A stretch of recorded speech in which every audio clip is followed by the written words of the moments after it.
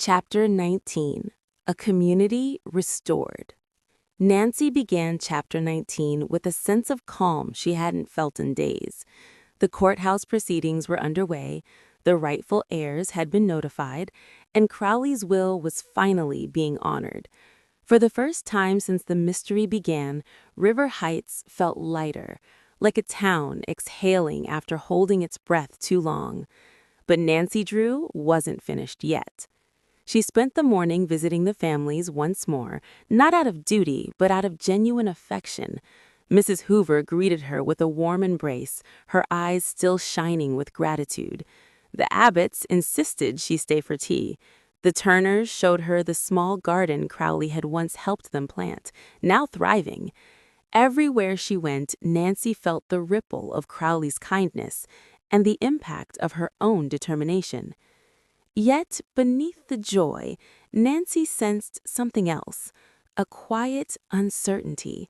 The families were relieved, but they were also overwhelmed. Their lives were changing overnight.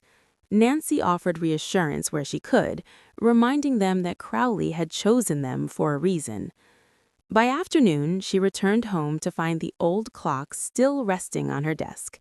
Its worn wood and silent gears felt different now. No longer a vessel of secrets, but a symbol of everything she had uncovered.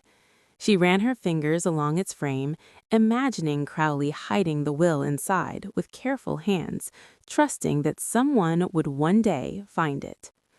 A soft knock interrupted her. When Nancy opened the door, she found Mr. Ellington standing on her porch, hat in hand and a gentle smile on his face. He had come to share the final update. The court had officially recognized the will, and the Tophams' claims were dismissed. The families would receive their inheritances within the week. "It's done," he said simply. Nancy felt a warm swell of relief. Justice had prevailed, not loudly, not dramatically, but in the quiet, steady way Crowley himself had lived. As Mr. Ellington left, Nancy stepped onto her porch and looked down the street. No watcher's car, no shadow lingering at the corner.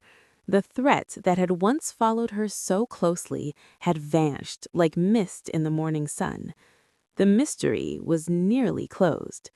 But as Nancy returned inside, she noticed something she hadn't seen before, a small folded piece of paper tucked beneath the clock. She opened it carefully. "Thank you for finding the truth."